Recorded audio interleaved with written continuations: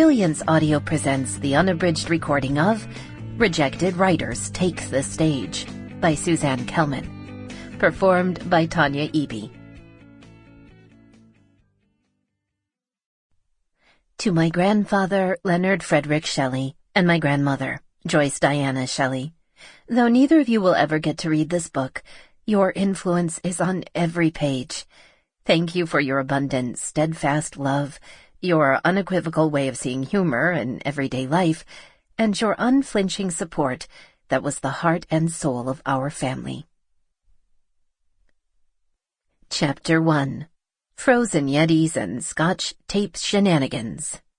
Karen, the Southlea Bay library manager, approached the door with her keys and stopped short before announcing through a clenched smile, "Doris, alert!"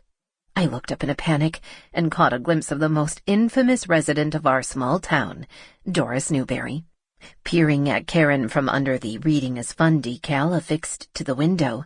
She was standing atop the library steps, looking akin to a demented yeti. Clothed from head to foot in icy wet fur, she wouldn't have looked out of place at a Moscow drinking festival. From behind the library desk a few feet away, I allowed a curse word to slip out. Karen giggled at my outburst. Let's hope that isn't one of the phrases our preschoolers will be learning in the story corner with Ruby this morning.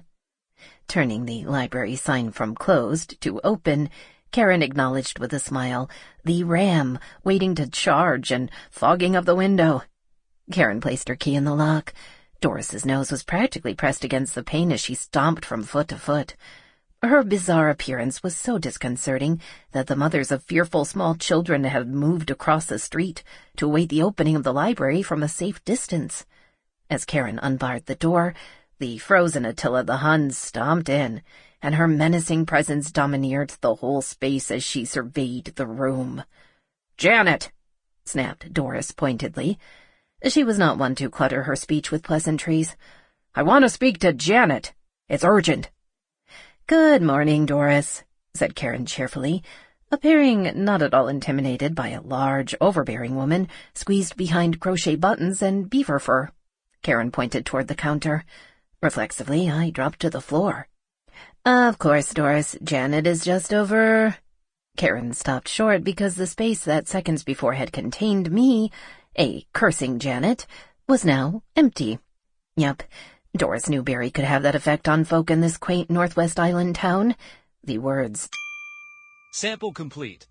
Ready to continue?"